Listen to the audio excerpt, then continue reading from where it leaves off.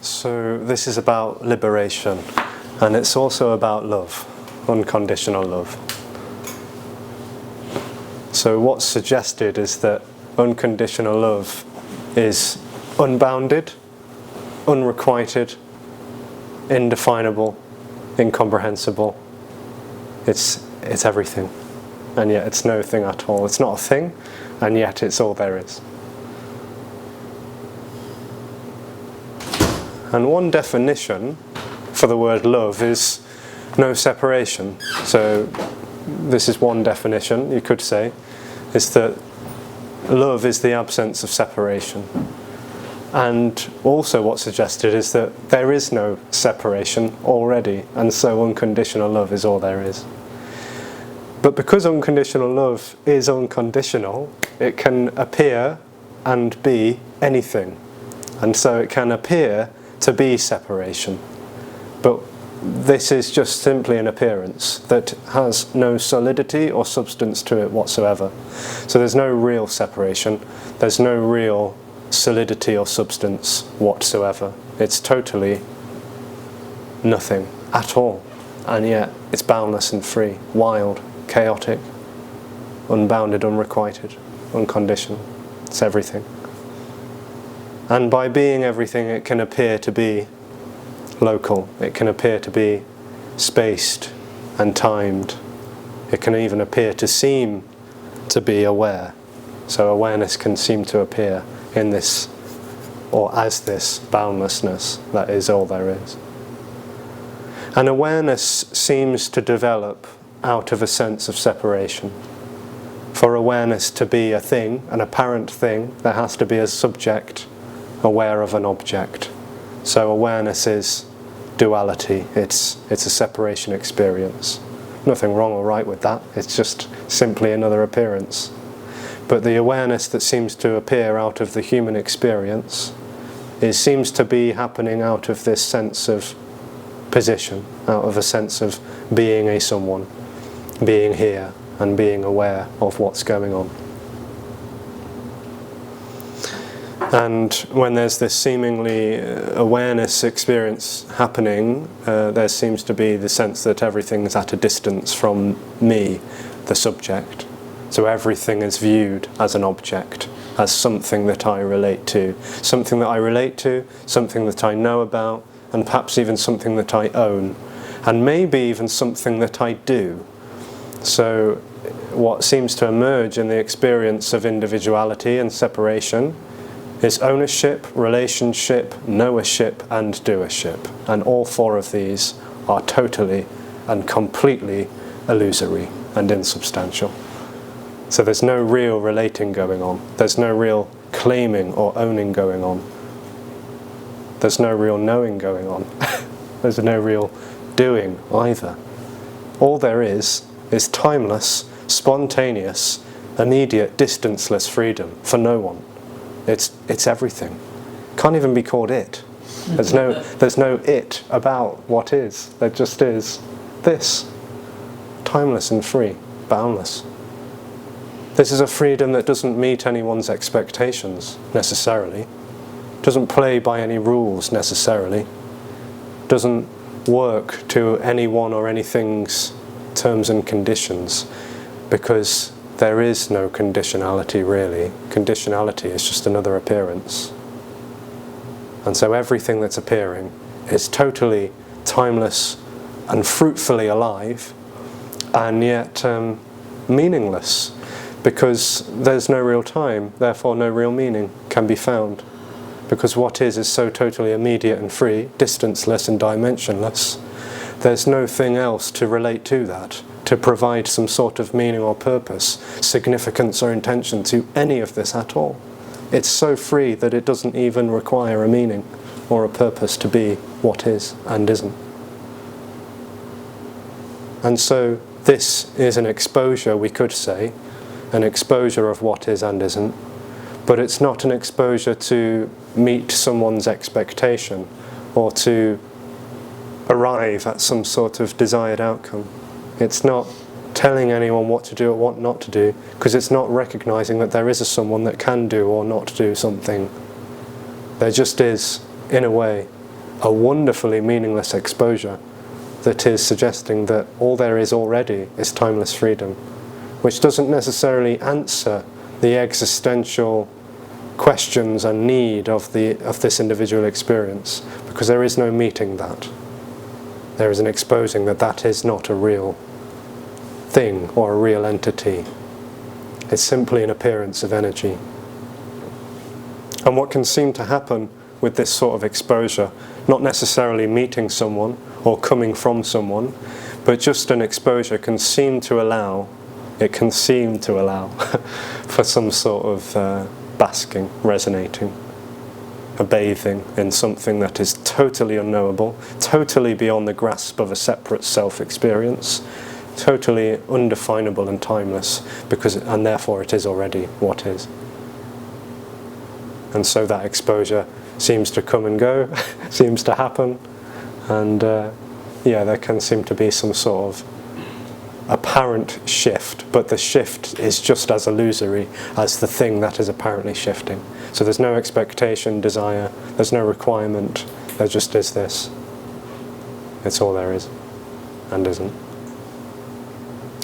And so maybe a dialogue happens, maybe silence happens, maybe laughter, maybe anger. Whatever happens is this, appearing as that.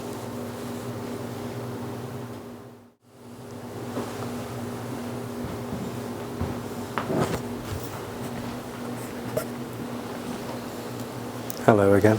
Hi.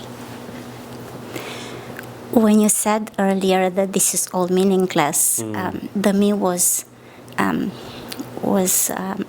temporarily shocked, because it was just in the middle of trying to figure out some meaning in what you were saying. So it was just an interesting moment there. But I'm a little bit confused about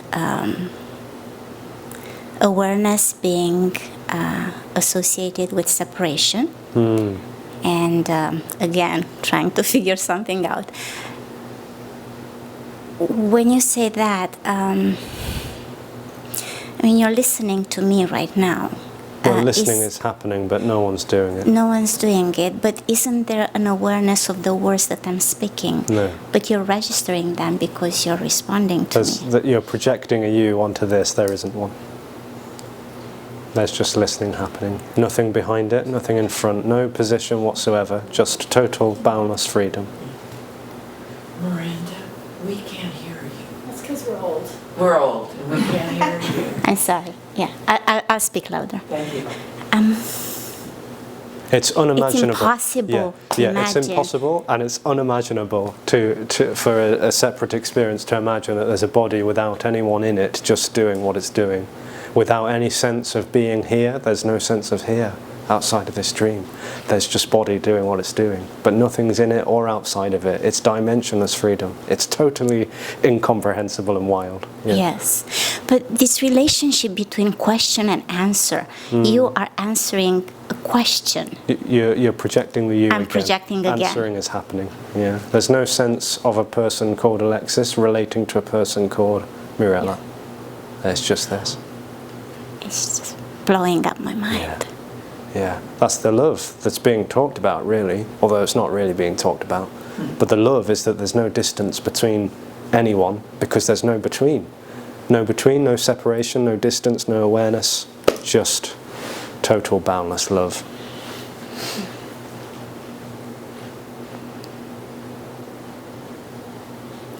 And the me, when it tries to figure it out and it can't, it tries to find a problem with the message.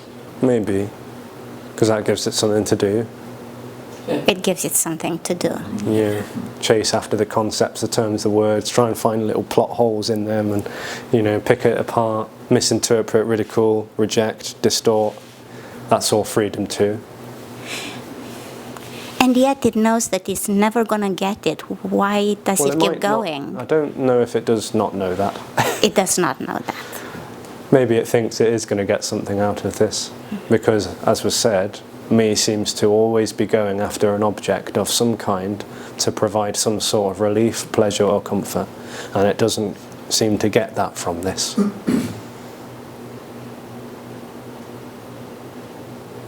Because this isn't an obtainable object, it's beyond subject and object, so it can't even be talked about. And yet there seems to be a non-thing revealed.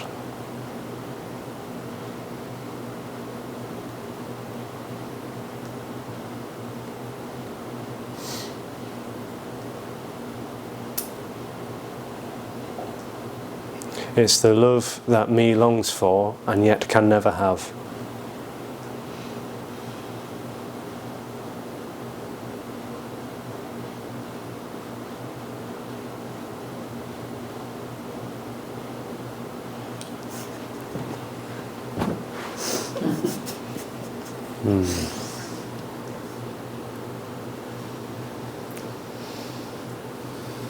I love this. I don't get it, but I love it.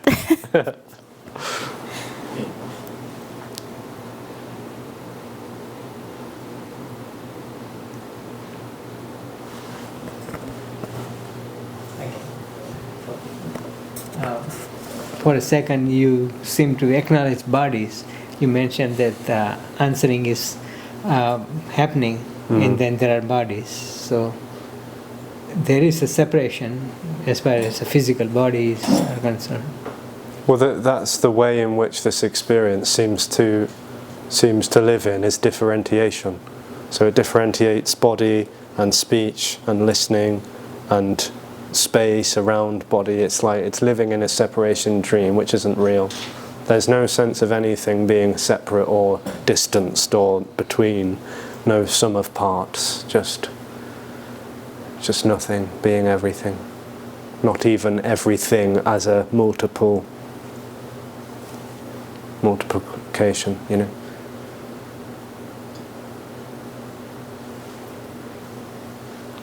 Just proton, and electrons and neutrons without any shape and form. Yeah, and even that's nothing, but it's not like a nothing that isn't. The nothing is all there is, it's energy, it's like the energetic nothing of all there is, yeah.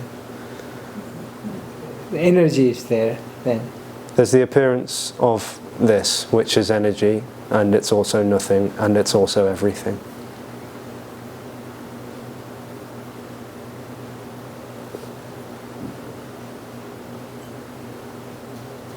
Form and formlessness.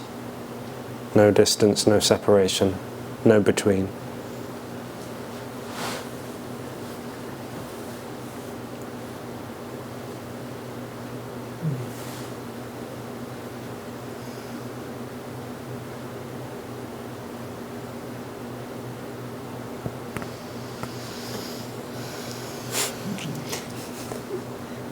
Good.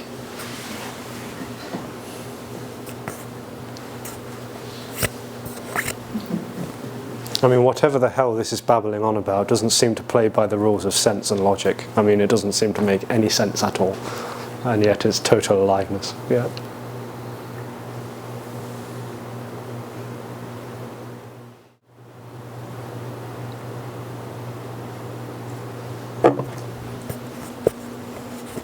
If it's quiet, I'll ask another question.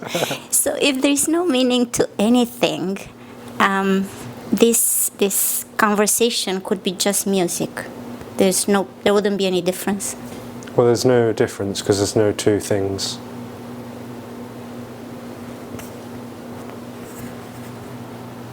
But with music, there might be an intention to get something from listening to the music, for me.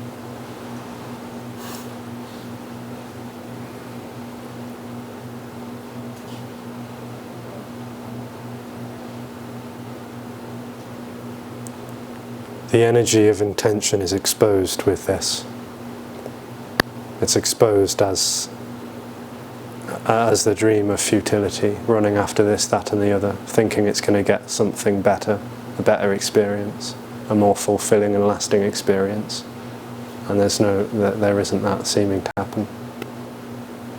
So it tries whatever it can, in any way it can, in any way it knows that it can, to get something out of this.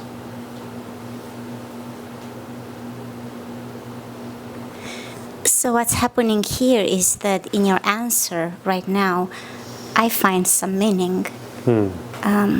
I find it meaningful and maybe a sense of recognition that me it does exactly that. But there's no sense of that over there. No, and there's no over there either.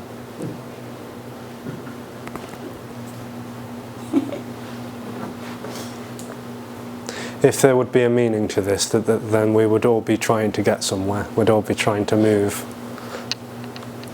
to have a journey towards a destination or something, with some sort of desired outcome. There isn't, because there's no recognition that something needs to happen.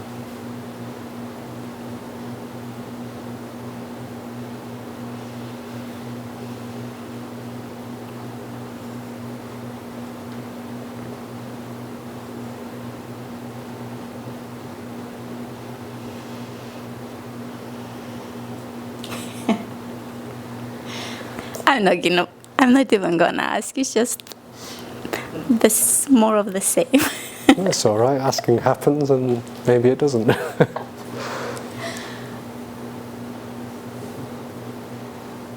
You say we're not going anywhere. I mean, nobody's moving. This intention is moving. The me has an intention to move towards something. And I do recognize that the me here is just trying to find problems all the time to work on. And the current major problem is this contraction that you've been talking about.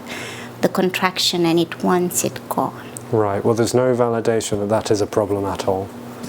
There's no recognition that this apparent energy that feels local, separate, and contracted is a bad thing or a problem that needs to go away. There may be the story, a seemingly developing story, that that's a problem that needs to be dealt with.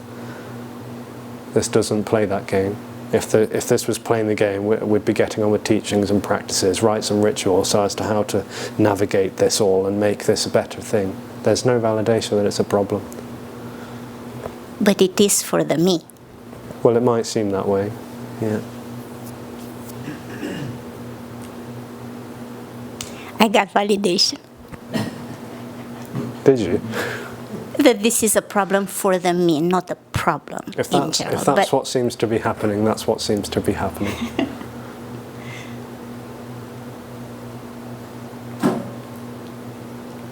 This is sort of a loving ambivalence, in a way. It's a loving ambivalence that all there is just totally free and boundless. No agenda with it. Nothing to step outside of it to have an agenda with it. Just this.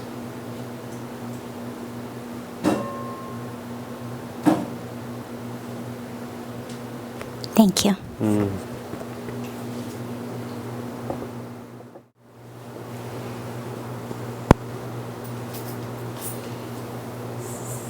Hi.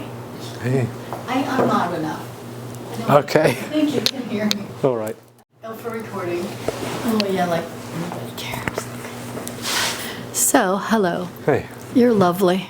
Aw. So that's something, it's like maybe there's nobody here, but there's something that I can experience. I mean, I think from being in certain energies with certain people, maybe everyone if I was tuned in properly, but so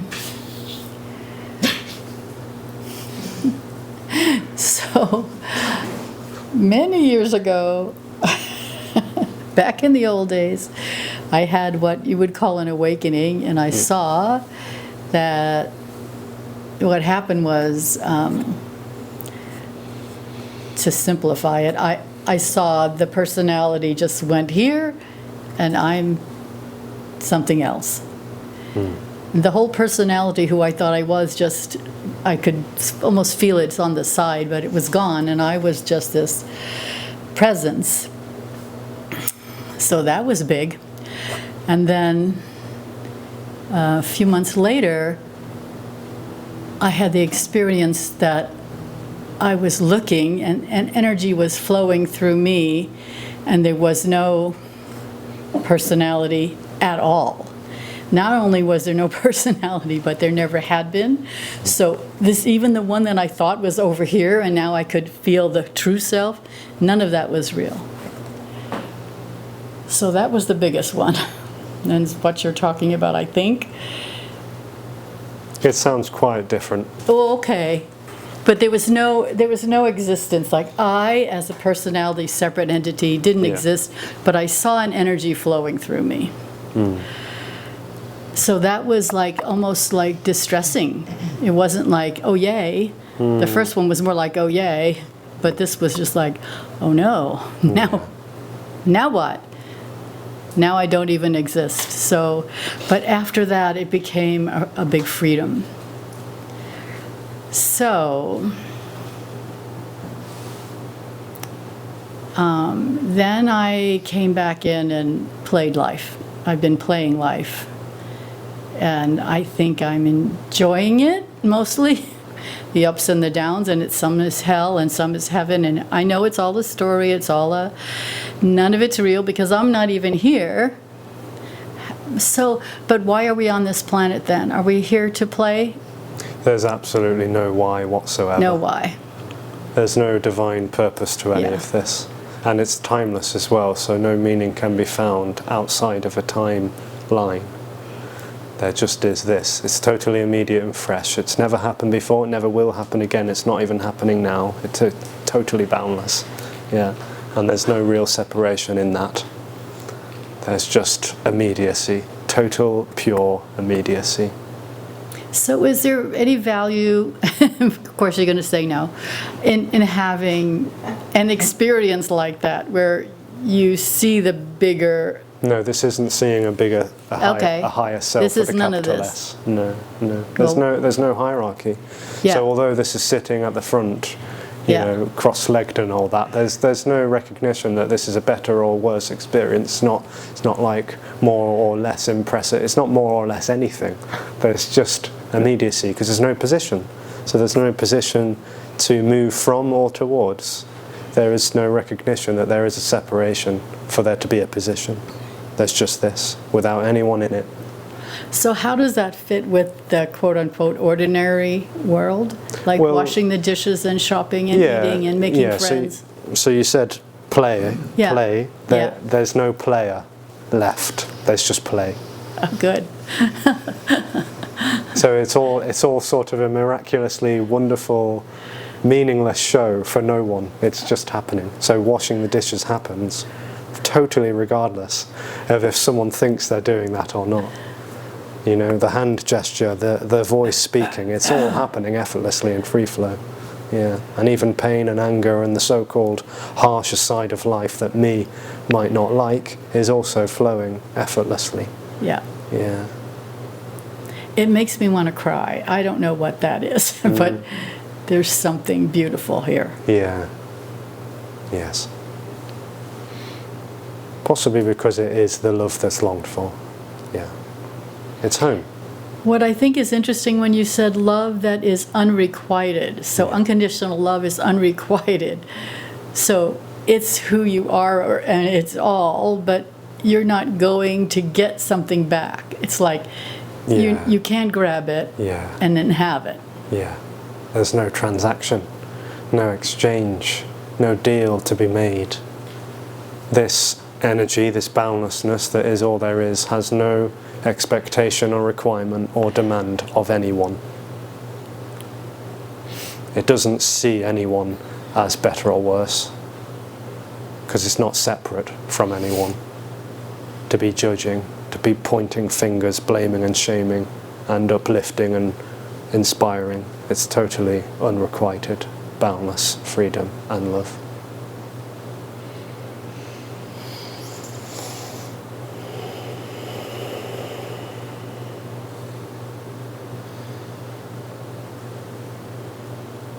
I would thank you, but I know you're not here. So that's a joke. Anybody?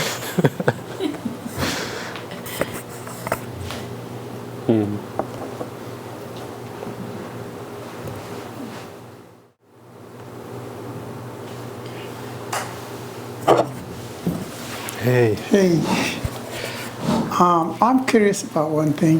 If I may ask you, sort of a personal question, even though there is no Yeah. person there. You can ask anything you want. Okay. You know, for the me in separation, things appear solid and they're there, and I could touch them, whatever. But over there, apparently, could you tell us how you see these things? I mean, there's certain continuity to things, like a chair is going to be a chair for a while, for me anyway. But how do you see these things that appear over there, if you may? Yeah, so there's no one to be seeing things the way they are or the way they aren't. There's just seeing happening. The whole I at the beginning of the sentence that claims a position to be knowing chair dies, and there's just simply chair. No one seeing it. Just seeing. So the action or the activity of seeing is what. Just seeing is happening, and it's also timeless. There's no real continuity. There's no real timeline. Yeah. So this is infinite, boundless freedom, without time in it or before it or after. Just timeless thisness, and that includes memory. So memory is also timelessly appearing. Not now, just this.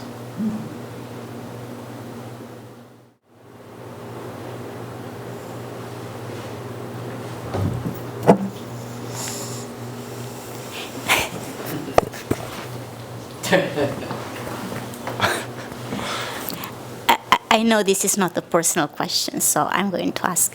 I noticed the preference for Alexis to close her eyes when there's moments of silence. Yeah, I thought that. What happens there? And don't say nothing. There's just sitting happening. Just Yeah, and when it goes quiet, perhaps just an enjoyment. We talked about this last night. It was so funny. Yeah, closed eyes or open eyes. It's just a preference sometimes. any thoughts or just blank? Thought might come, but it's not appearing to someone. Sorry, it's sort of personal. I was just a little bit curious. Yeah, it's all right. There's no knowing going on. There's just what's happening. There's just what's appearing to happen on behalf of no one. When body relaxes, closing down the visual cortex would seem to relax the nervous system. So there's an anatomical thing perhaps going on, seemingly, but it's all nothing and meaningless. Yeah. When there's no one to be looking at, nothing to be looking at, nothing to be analysing. In a sort of primal way, body just sometimes likes to close eyes. But it's not like meditative or entering into some sort of samadhi or anything. There's just sitting. Yeah.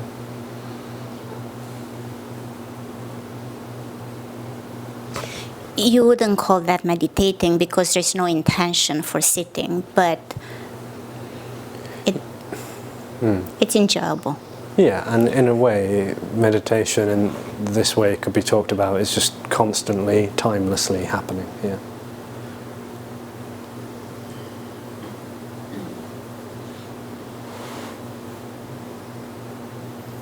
Thank you for indulging me. Yeah, thank you.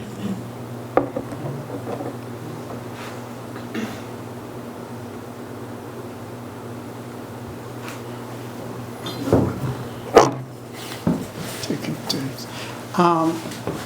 You said something about memories, and I think this is maybe the fifth time talking about memories as being objects in the me, right? Well, you've got a good memory.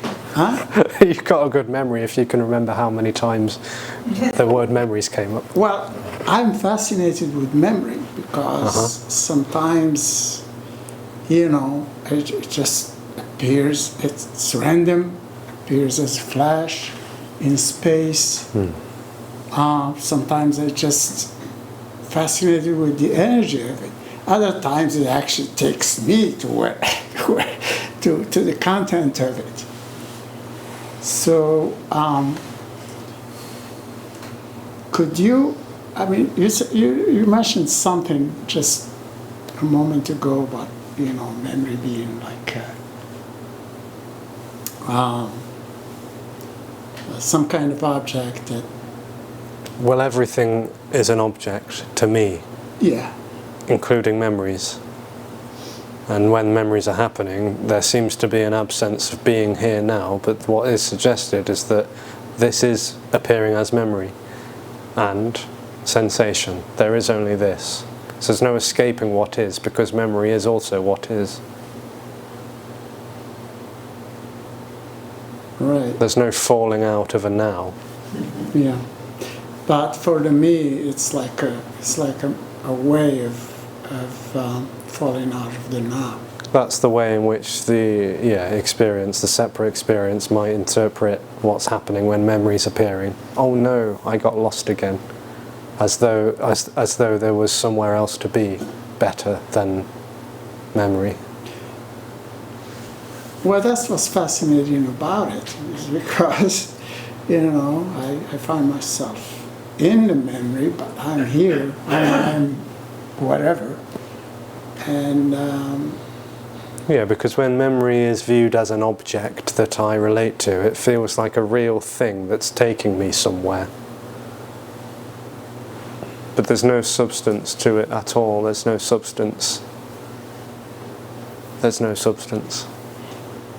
yeah, sometimes I do feel that. I feel there's just energy appearing in space, and then, which is fine. And I notice it, say, oh, wow, that's really fascinating. Look at it. But when it takes me out of whatever, it takes my. But it's not really taking you anywhere. And there's no energy appearing in space. There's just energy. There's no space. Energy appears as space, perhaps, but that's an appearance. So it's all mind play type of thing. I wouldn't even say mind, I'd just say it's all play.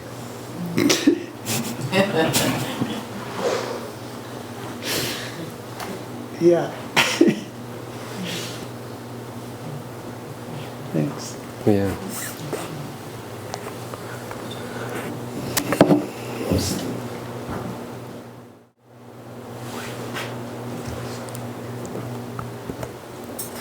Since nobody's asking, would it make sense to divide the things into this way, like apparent world, where the things are seemingly happening, then where there is a past and something I did yesterday, so that something happened in a worldly world, whereas in reality there isn't yesterday, there isn't reality.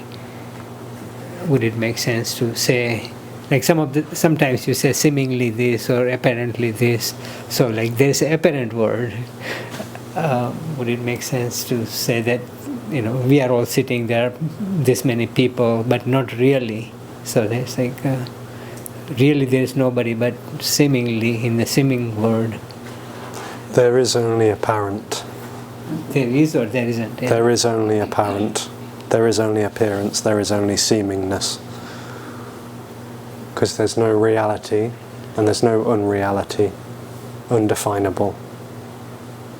It's said apparent, apparently, reoccurringly said apparent, because there's no substance.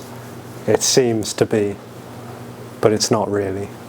Yeah, so in reality there is no substance, but in appearance-wise there is. But that is the insubstantial appearing to be substantial. There's no distinction, there's no difference. Okay. There's not an artificial reality over here and a natural reality over here. There's no distinction, there's no difference. There's neither, really. It's nothing. There is only nothing. But it has an appearance, you're saying. It's like two sides of the coin. Nothing is appearing as something. This is nothing appearing. As something. This is nothing appearing. Yeah. I tried. And because nothing is nothing, nothing can be anything and everything.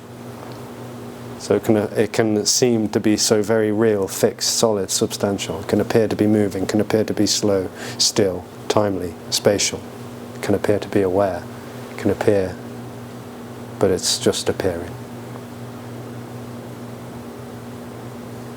It's not like a black empty void of nothingness where all of these like jack-in-the-box things appear. There's no distinction between what's appearing and nothing. There's just nothing appearing. So nothing has this quality of appearance. There's just nothing appearing, yeah. This is all nothing appearing. And that nothing is freedom, love, same thing. Yeah, I mean, those are all words to seemingly evoke a quality, but it's even that is nothing, yeah. And although all of that might sound very conceptual and intellectual, there's just no knowing of that at all. So in a way, it's just rambling, you know. It's a rambling, yeah. Trying to give it a name, basically. Yeah, because names, it cannot words, be named. terms, concepts, you know, there might be a simmering of that stuff. But there's nothing to be stepping outside of all of that, to be knowing it objectively and therefore analysing and theorising and, you know, intellectualising about all of it. There's nothing to be stepping outside of nothing to know that there is nothing. There's just nothing. All it is nothing. So the apparent fact that this can say that doesn't make any sense, because who would know that? Why is this saying it? Because it doesn't know it. But yet, this saying is nothing appearing as saying.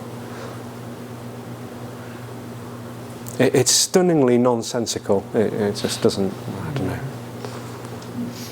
It's not logical, I understand, yeah. It cannot be grasped. But No, doesn't seem like it. Yeah. Grasping is nothing too.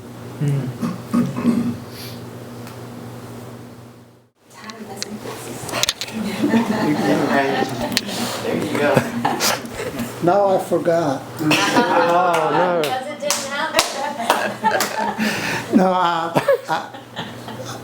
I'm curious, you know, after what you just said, when there is talking over there, do you talk in, do you have concepts? Do you talk in concept? Because I received most concepts in me. Or is it just words coming up? It's just words coming out. I mean, body would seem to understand something, but it's not claimed by So someone. it's just rumbling actually what you're saying. It's total rambling, yeah. No one's owning what's being said.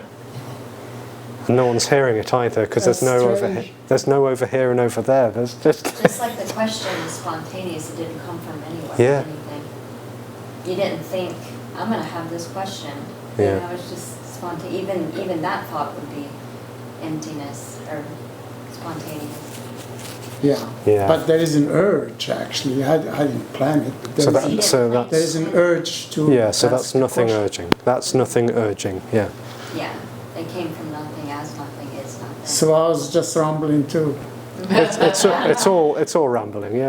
Yeah. Yeah. That's all you've ever done. Thank you. Yeah.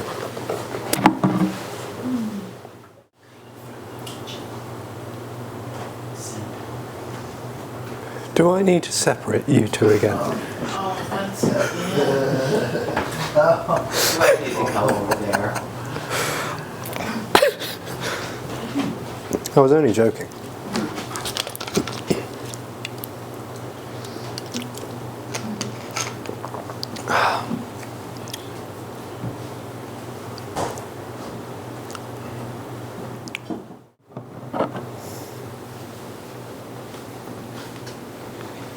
Alexis. Hey. Sometimes I can feel a shutting down happening in these meetings. And it's kind of like somebody flips a switch. Not somebody, but you know, it's like open. And then just the contrast. Yeah. Yeah. And then there's the urge to say something.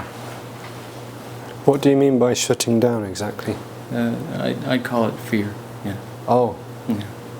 the fear is shutting down, or the shutting down it feels is... like a shutting down of the body, like a feared sensation. I guess.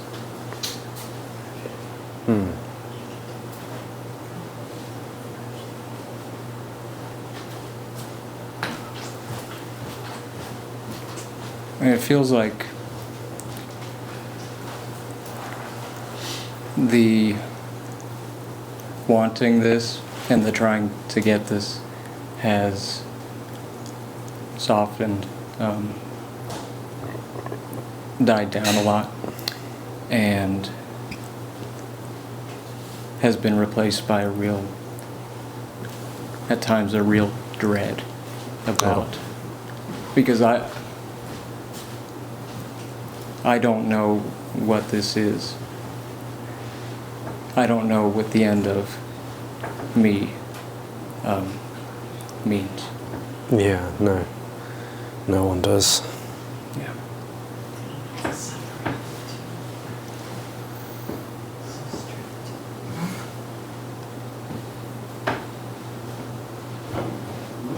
And so there can be this back and forth of openness, Yeah. and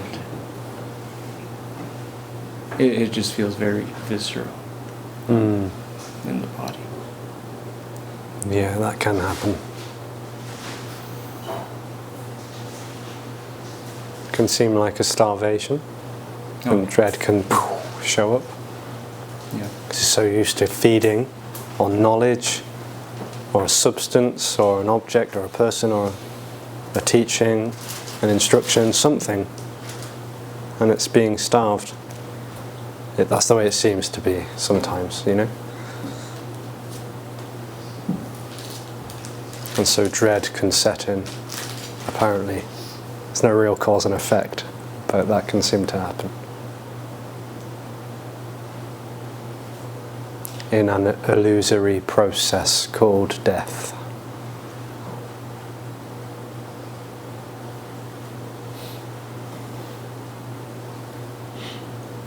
And when you first hear this message, it's like, oh yeah, I would love to lose the me, and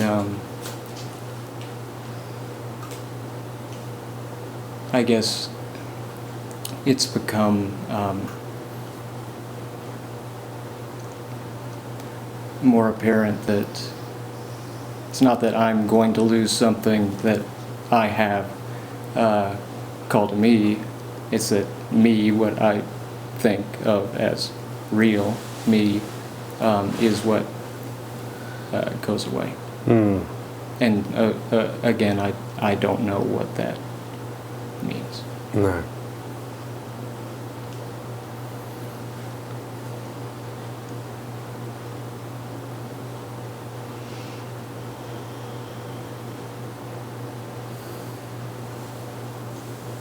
Yeah, so what might happen for some is an idea that absence is another thing that I'm going to get as a thing. Absence isn't a thing. It's an apparent illusory end of a thing that's not really happening. So it never knows anything about that. It's the one thing that it doesn't know anything about because it's not a thing to be knowing about. There might be an idea or a concept about absence, but that just is another thing that is thought about, reflected upon, meditated on.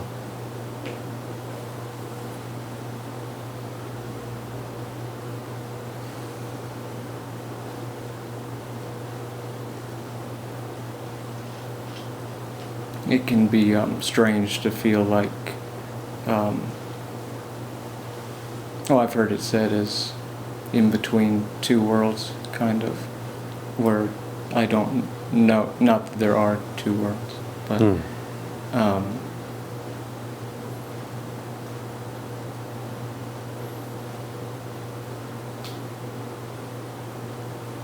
there can be a wish to go back to how it was. That can come up. But at the same time, when there is that stronger sense of contraction, it's pretty much unbearable at the same time. So you can't go anywhere. You can't go towards anything. You can't go back to how things apparently were.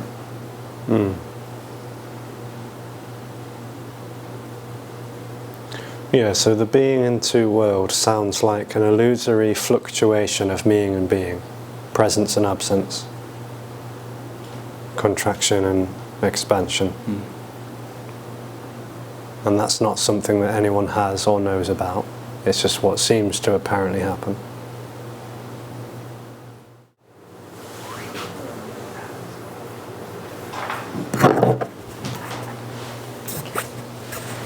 Alexis, you just mentioned the illusory death of the self, illusory death. Can you please expand on that? Well, it's not a real entity to really fall away. The sense of I. Yeah. Which isn't really a sense of I. It's just a sense. Some concept about nothing, really. That's what you mean. A concept about really something that doesn't exist. Yeah, it's not a real thing to fall away or to stick around. In a way, it seems to be a dream of realness, like the dream that things are real, that I'm real and everything else is real. And that would seemingly collapse, and it's so obvious that it wasn't a real thing that actually was really happening, and therefore nothing is really happening. But that's not a recognition as such that something knows about, or you know.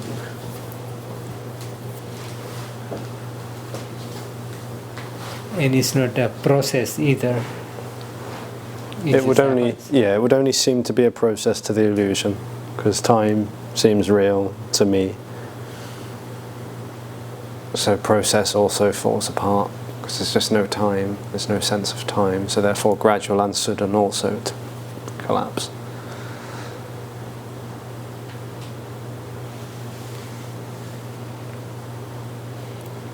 But in the dream, there can seem to be a gradual this, and others it's like just gone, over.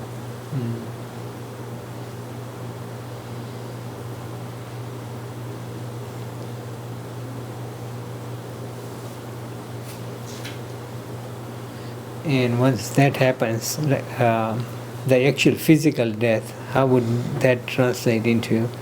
Like before, when there is an illusory entity, it thinks of, oh, I'm going to die and it's going to be terrible and so forth. But once that's no more, what's the actual end of the physical death?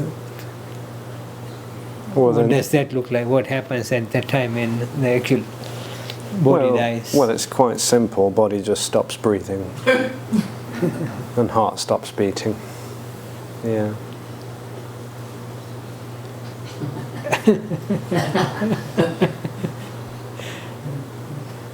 Yeah. And the contracted energy, what happens to that? Well, it's not a real thing to be happening to or from or with or by. It's just nothing appearing as contraction. Yeah. So me fears the death of the body because it sort of intuitively senses that it's going to go when the body goes. Right. You know? So maybe it comes up with this idea about reincarnation or rebirth because then it feels safe and secure, Right. even with the fragility of the body being in some sort of state. So it comes out with stories as to how to eternalize or immortalize its existence, and what's exposed, rather unfortunately for that, illusory entity is that it's not even having a present life, let alone a past or a future one.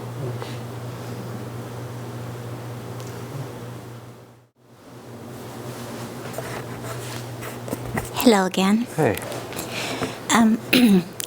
Could a dialogue in the mind still happen after the apparent collapse of the seeker? Doesn't seem to, but yet no one's aware of it. Thoughts just happen. Memories, ideas, sensation, perception, feeling, emotion, just all happening unobjectifiably. But sometimes here I have the feeling that there's not one but two me's. Or having a conversation, one of them coming up with questions and then the other one giving answers, imagined answers. Like sometimes a question comes up and then I imagine your answer. After listening for so long to this message, I would think I know what your answer would be. Yeah. And if only one of them would collapse, that'd be great.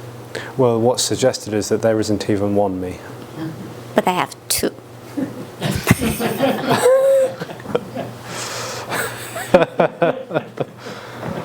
Yeah, there's still a wanting to get something, which is totally boundlessly free.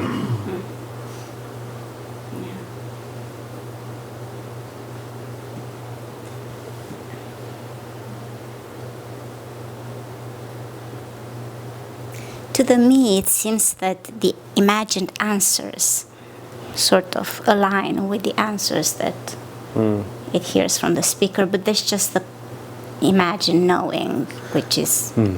So maybe there's a conceptual understanding seeming to develop, and that maybe still seems to be happening to someone, for someone, with someone, or by someone. It's of not course, any of them. Yeah. Yeah.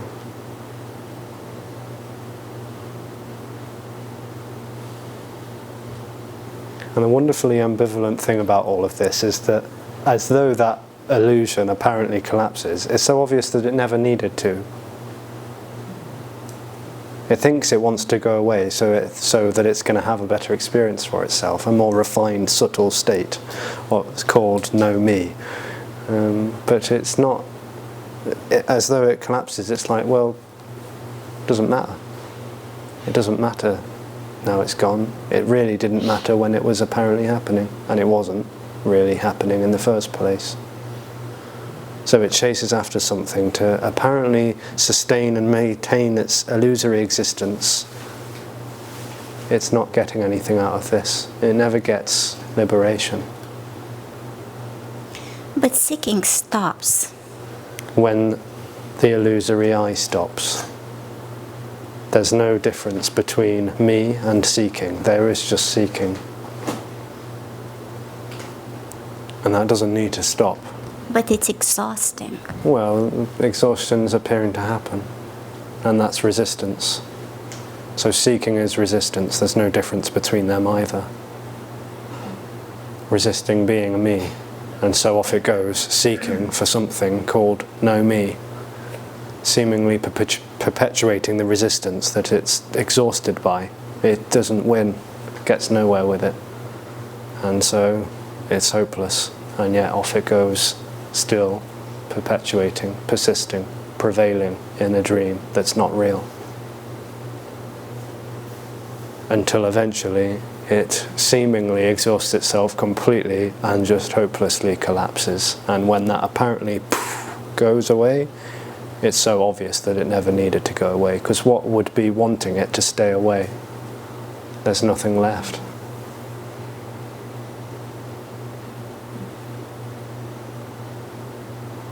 So it makes no difference if it dies right now or it dies at the death of the body. The difference seems to be only to the me. Exactly.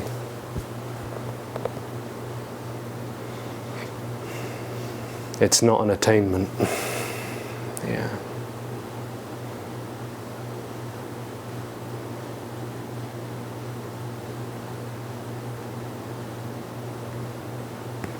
Well, after hearing this, me loses muscle, but it seems to regain it later. Yeah, because maybe there's just the seemingly stubborn energy of wanting to get something. So maybe if I understand that a little bit better. Yeah. then I'll fall away or something. And so maybe it looks for validation that it can do something or get something. I don't know. Yeah.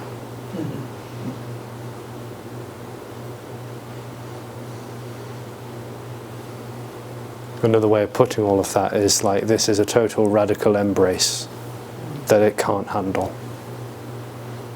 It's institutionalized by being separate. So it runs away from an embrace that totally engulfs it. And it's just running away from that.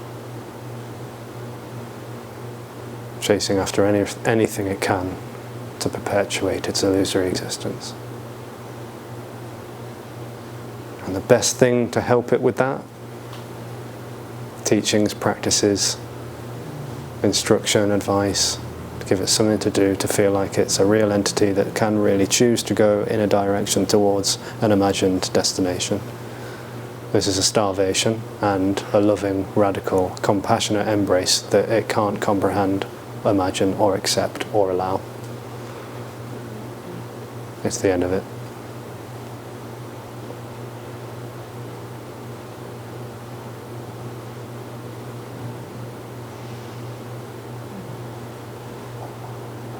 That was beautiful, thank you. But I'm going to ask another question that just popped up, and I might know your answer, but it doesn't matter. In this appearance, the teachings that you're talking about, I know they have no value, because nothing has value, but to the me, it seems that it eases up this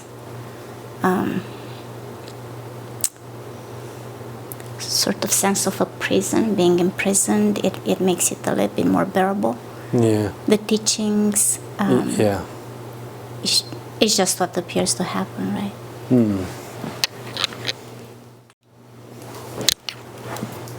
Teachings making a illusory prison more comfortable. Did you say?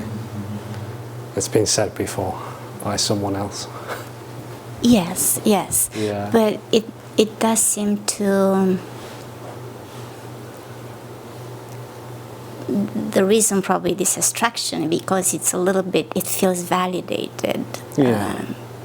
For as long as the me is hanging around, it feels like it's getting a little bit more relaxed, a little bit happier with the teachings, and it gets nothing. No. Yeah. And that also offers it hope, like it's really going to arrive somewhere. Even when it gets into the most subtlest refined dhyana or samadhi or tranquil, peaceful state, it's still not satisfied.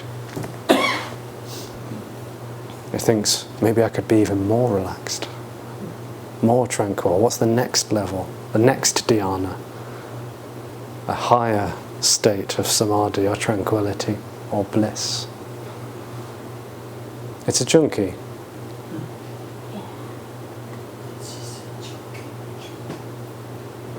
It's so sad. It always wants something else, doesn't it? It doesn't matter what it has. And yet it's not real. It's not a real entity. It's not really having a present experience of getting something better.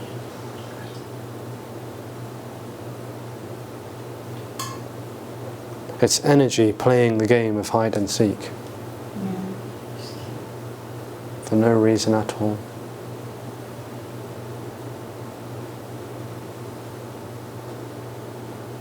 Nothing has an agenda with it. It's the appearance of agenda.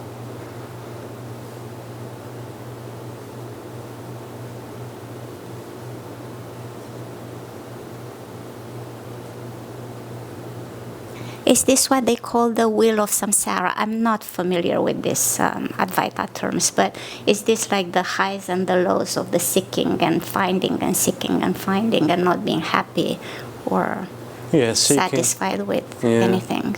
Seeking and resistance being an illusory wheel of samsara, because it's suffering. It's the appearance of suffering, the separation experience is the appearance of suffering.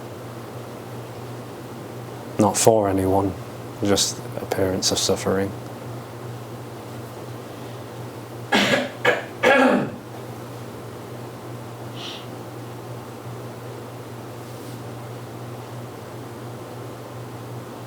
And teachings, practices, methodologies, sutras, scriptures, philosophy, it just seems to allow that wheel to go round and round and round, never arriving anywhere. It's not going anywhere. Yeah, I remember clearly the first time I got the sense of that. And that was the beginning of my seeking, basically. I teach for a living, and I always imagine during the semester that it's going to be better during the summer when the classes are off session. And then the summer came, and I would miss the teaching. And then the teaching came, and I would miss the summer. It was never the right place. Yeah. And then it was just, yeah. And the incomprehensible thing about all of that is that that's all nirvana as well. There's no distinction between samsara and nirvana, or absence and presence, meaning and being, contraction, expansion. There's no two. There's no artificial reality and natural reality. There's no distance. There's no between. It's all what is. That sounds good. So it's already free. There is only already freedom for no one. Thank you.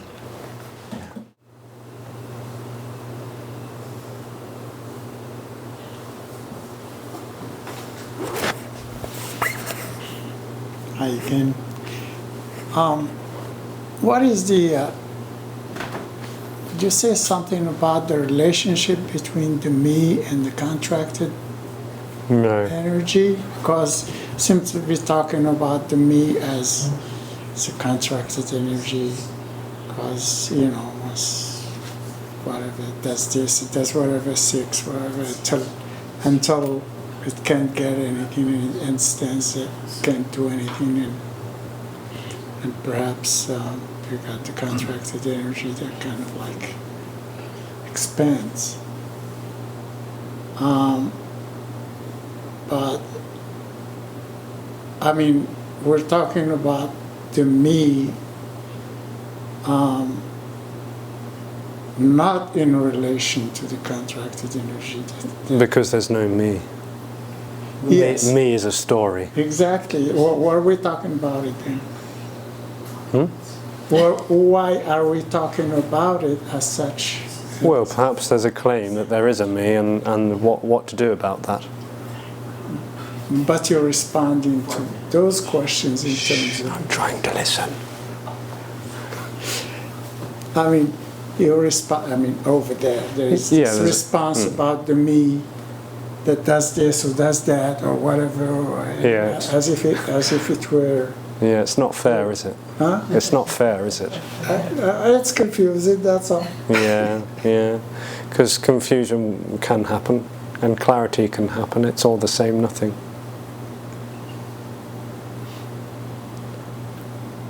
So... There may be a talking about a dream called me, and the way in which in the dream me apparently does this, that and the other, but it's not real.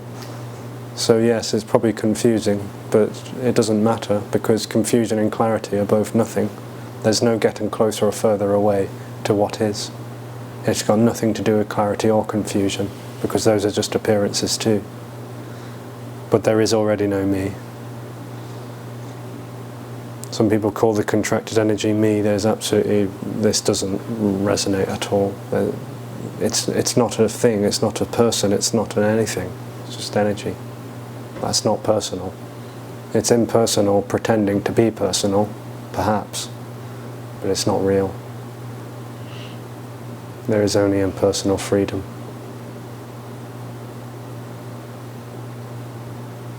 So in a dream that's not really happening, there might be a really listening closely to what's being said, as though some, like the secret is in there somewhere, in the concept, in the word, in the next sentence, the next uttering. There's no revealing.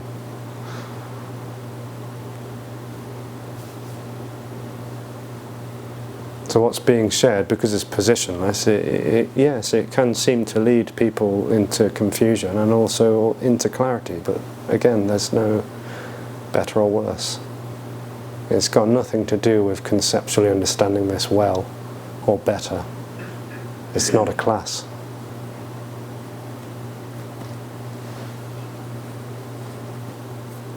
But perhaps, maybe, energy is, this is obvious, not to someone, but energetically it can just seem to be obvious. But that's totally beyond conceptualization, and yet conceptualization too is energy.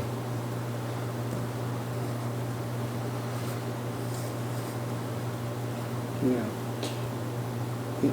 I mean, there is here anyway, there is clarity about everything is nothing. It's just energy rising up as different things, same energy. So, but when we start talking about splitting it into this and that and that, then it becomes kind of like, Yeah, because me loves a good jigsaw puzzle, and the best kind of jigsaw puzzle, or at least for some, is intellectualizing all of this. It's a puzzle to solve. So not unknowingly, naively, innocently, it gets lost in an abundance of concepts, terms and words, trying to figure it all out, because it provides it some sort of hope and direction. This doesn't play that game. Concepts happen, but it doesn't mean anything. It's not leading anyone anywhere. It's hopeless. it is. Yeah. Thank you. And hopelessness is freedom.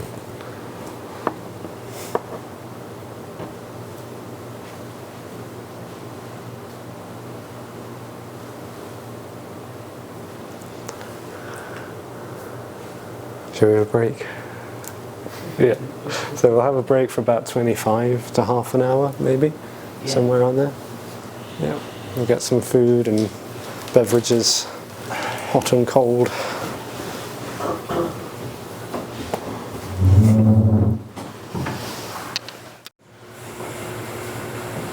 I'm trying to frame it right. So in the apparent timeline, where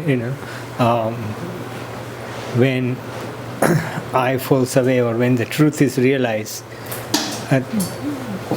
there's life only in the present, immediacy. Like, so what would that life look like for an entity with concepts and everything? Okay, I have to do this, I have to look good, I have to do that, versus what would be life like, you personally, or somebody who, I know you would, I'm not talking about in absolute terms where there is nobody, but in relatively speaking, like, what would be the life, how would the life be different? So without meaning to be pedantic, the truth is not realized. There is no truth to be realizing. Right. There's no one living in the present moment, because there is no present moment to be living in. There's no one to be living in the present moment. There's just timeless aliveness, which is what immediacy is meant by. And there's no one living by a certain rule or method or anything. It's the total absence of all of that. So there's no one following certain guidelines anymore. This is anarchy. There's nothing left to be navigating anything. There's just aliveness flowing. So all rules and regulations that once seemingly felt so viscerally real as a structure for someone to live a life in an according way which was deemed ethical or skillful, all totally collapses. And then apparently there's just life left, but it's not someone alive. There's just aliveness. Just aliveness. Yeah. And there will be other changes too in the way things are lived. Like, for example, feeling of jealousy. Jealousy. Like, I see people getting more than me, and Right. then me is troubled by that. That would be gone, I would assume. And then just for an example, or trying to look good into somebody else's eyes and and so forth, or criticism. The effect of criticism, like the mind constantly works, what everybody thinks. And So there really are no rules to any of this, but all labels seemingly collapse as well as a felt reality, because when this experience is seemingly real, there's a sense of identity. Like it's an illusory aspect that someone is living a certain way, and it all seems very personal. But there are certain behaviours that don't seem to show up, and shame and guilt and remorse and jealousy would seem to be some of them, perhaps. But there are no rules, and those labels don't really exist as real things. And insults, like that plays a big role. He insulted me. She said something to me. Resentment. Resentment. So resentment seems to be a story that someone seems to live on. Right. So all the feelings related to story-based feelings, they would. But again, there's no rules. There's no rules.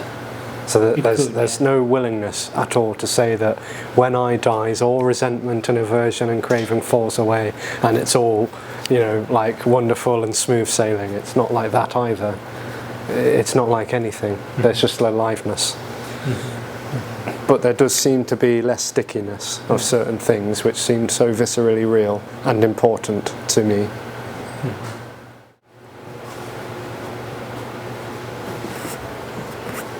Hello. When you talk about yesterday and tomorrow, this is just words. There is no sense of time, right? Yeah, exactly. So there is a sense of time here, but not there. No, and arguably there's not a sense of time for this either. There isn't. For this.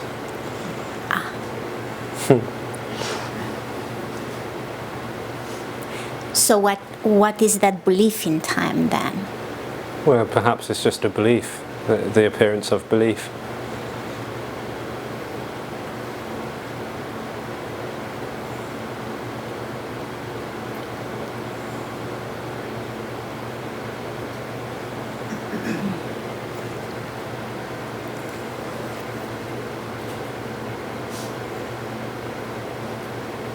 Body still seems to understand, apparently seems to understand that it's going to get hungry in a few hours or sleep in a few hours or whatever. It still seems to understand that, but it's not a knowing. It's not a knowing experience that someone's having. Yeah.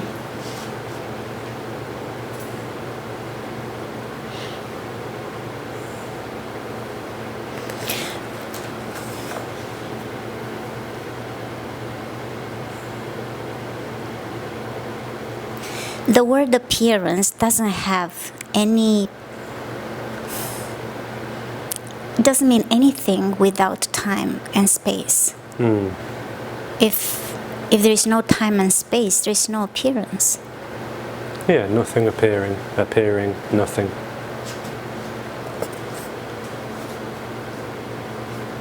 I guess I misunderstand the word appearance, because to me appearance is what appears to happen. And if there is no time, nothing happens. So this is appearing to happen. But it's nothing appearing to happen.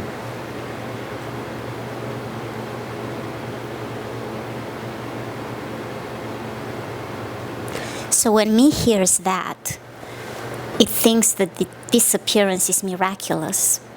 Because how could this appearance come out of nothing? Not that it turns into an appearance from nothing, but how can it even appear to happen? Yeah. It's a miracle to It the me. sort of is miraculous, yeah, for no reason at all.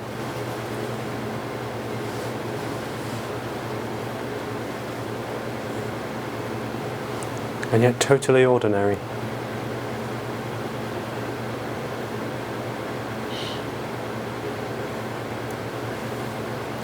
So to the me, someone who speaks like you appears as someone special. Oh no. No, I mean, you know what I mean. But from there, I don't know how else to put it, from there, does it sound crazy to hear someone like me saying that there is a me here? No. It doesn't sound crazy. No. Well, a little. A little. It's just energy appearing as a claim that someone is having an experience, that there's a someone, and that there's a here. There's nothing wrong with that. It's just what's appearing to happen. That's also this. It's just, sadly for that illusory energy, or although it would seem sad for that illusory energy, is that it's exposed that that's not real. But it's not saying go away, or, you know, it's not talk, there's no talking to that because it's not recognized as someone.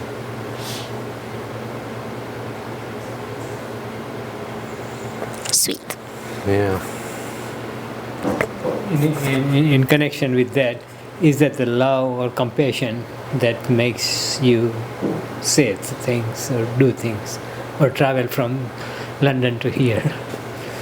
Well, compassion seems to be a meaningless expression that would seem to allow for a relief, but it's not someone being compassionate to someone.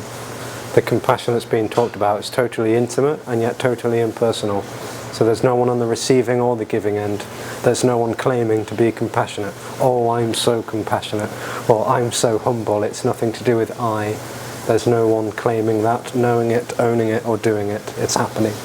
And it seems to allow for a relief of an illusory suffering dream that's not really happening. Yeah. So there is a compassion, but it's not you who has it. It is for us. It's not mine. Okay.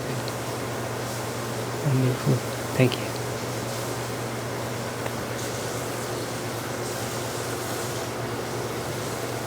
And because there is no real suffering, and there's no real alleviation of suffering, therefore there's no real compassion. It's all illusion of suffering and... It's part of the story, really, that there's someone to be relieved, or something to be relieved from someone. Yeah. Belief. Relieved. Yeah. Relieved, and that there is a belief that I am suffering. Yeah.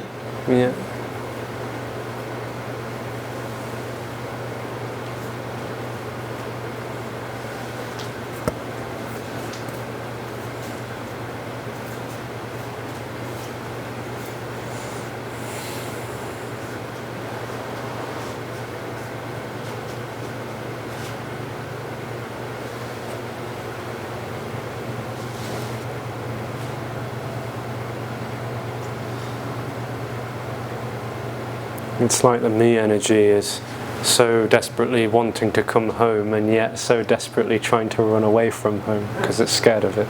And yet what's revealed is that home is all there is, including the me dream.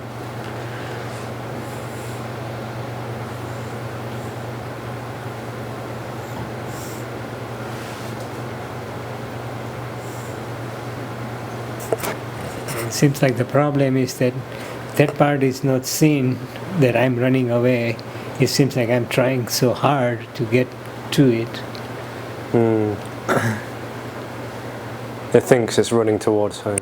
Yeah, exactly. Yeah, it seems that way. Only if... But the wonderful sort of humorous naivety of this is that home is imagined as somewhere else. Like if I get up and take one step, then I'll be closer to home. As though home is a real thing that is limited. I keep on trying and trying, let me get home, and without seeing that I'm already home. Yeah, if unconditional freedom is all there is, who the hell is going to step closer or further away from it? No need to do anything. And there's already no one to be doing anything. Say that again. And there's already no one to be doing anything.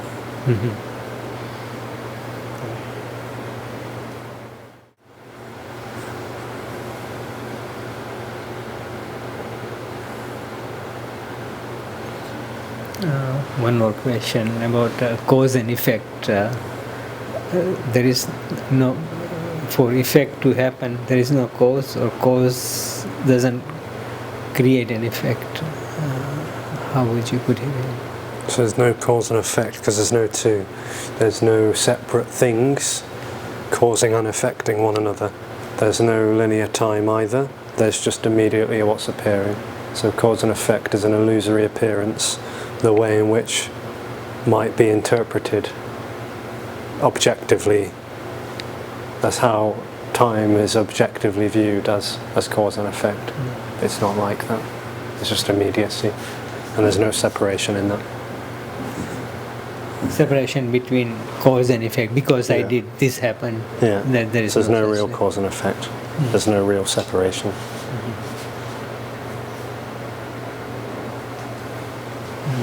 No polarity, no duality, just distanceless, immediate freedom. Timeless. When there's a change, things change. I was here on this chair, now I am. But that's an illusion too. Well, change, there's what's change? It's the appearance of memory, isn't it? Memory. Yeah. Memory telling me it was like this, and so memory being. Yeah, so when memory seems real, change seems real. So we are doubting the memory itself, the information. Well, it's not doubting, it's just memory appearing, but it's not objective, and therefore it's not real. So therefore neither is change or cause or effect. It's like all sort of aspects and dimensions of what seems so real just collapses.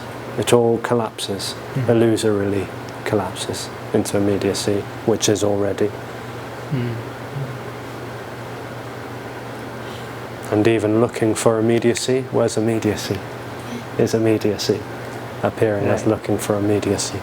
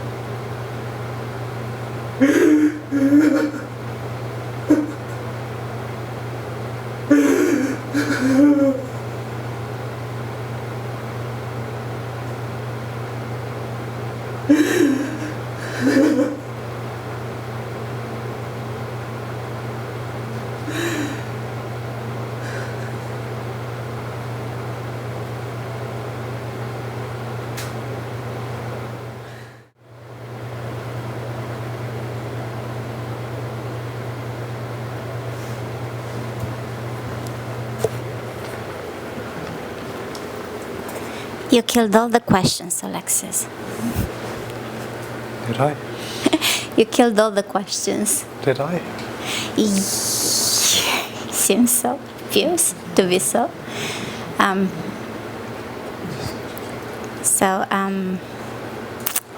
This one just popped up, so I'm just going to ask it. Sometimes when I listen to the so-called non-duality speakers, the me here has a sense that there is a residual me there. And let me make it clear, this is not the case. It's when I watch some Zoom meetings or something. Does that feeling ever appear for you? Ever? The feeling that somebody who speaks about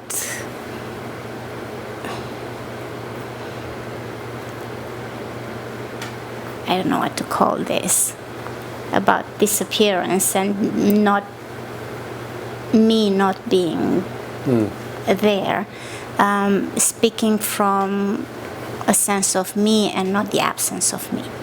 Speaking from an intellectual understanding, but not from the absence of me. Yeah, that can and does happen. It can happen, right? Yeah. Yeah. And it does happen. That's just what happens. Is that what you said? It can happen. Oh, I see. And it does happen. Oh, I see. Okay. I was just curious if you get that sense sometimes. Okay. Thank you.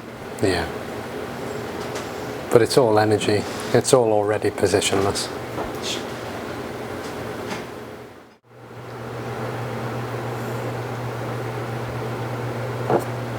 Hello.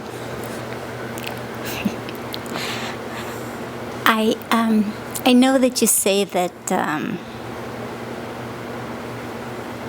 it doesn't matter if you have thoughts or no thoughts. It doesn't make any difference. Thoughts are not a problem.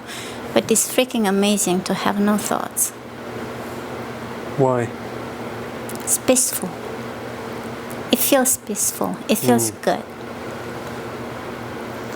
So it seems to be a difference.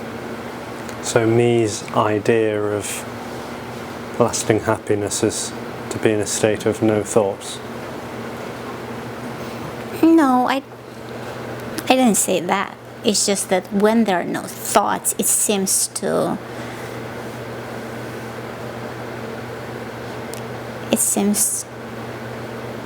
be happier. So there's resistance to thinking. It's not. There's It's nothing wrong with not that. trying not to think. Yeah. It's, But it sounds like resistance to thinking. it sounds like that. Yeah. Liking not quite- thinking means resistance to not thinking. Well, if someone thinks that it's better to be not thinking, then that's better or happier or... But it's better to be not hungry, for instance, right? I mean, it's the But same. this is relative. This is relativity. There's the me experience. The dream wants a better experience, and perhaps it thinks that not thinking is better than Yes. thinking. Yeah, it does. So it goes after a state called non-thinking. Maybe. Yeah. And that might seem to be a relief for a while. Thoughts are not a problem. But I'm not even going to say they're not the problem, because there is no problem.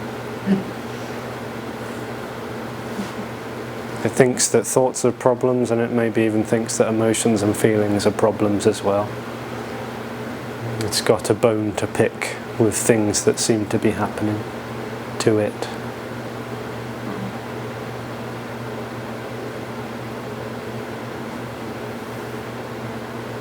Nothing wrong with that, but that's what it seems to do.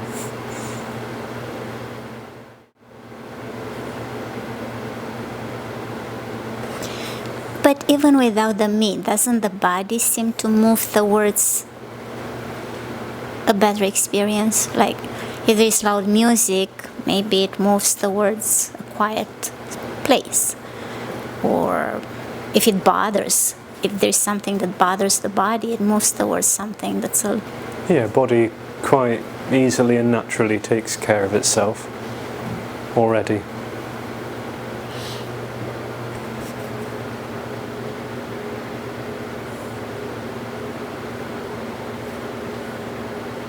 If it's in pain, it tends to do something about that.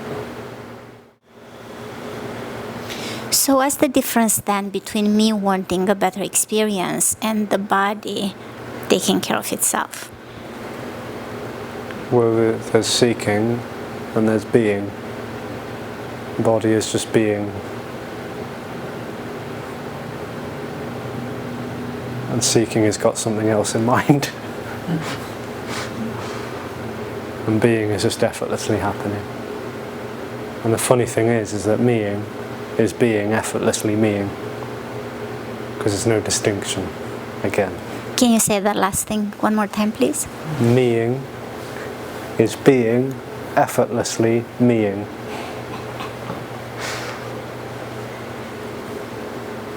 There's no real difference. All sameness.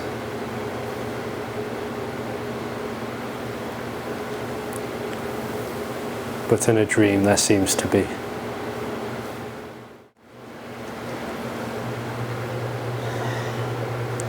So home is all there is. There's no one home. Nobody's home. There's just home. Nobody comes home. Nobody runs away from home. No one is revealing home, finding home, or hiding home. There's just home. Whatever happens is home. Maybe not what's wanted, but the not wanting is home too. So whatever happens when body gets up, stands up, walks off, does its thing, scratches its nose, runs off to the bathroom, eats food, goes back to an ashram, a temple, a teacher, or tries to run after non-duality, whatever happens is home. There's no getting this wrong or right. There's no requirement, because home doesn't see anyone or anything, doesn't see any wrong or right. There's no navigating that. It's unapplicable, but yet it's all there is. It's what's longed for. It's all. And yet there's no one to be longing for it. It just is simply, all by itself, timelessly, effortlessly, immediately, what's longed for. Much love. Yeah.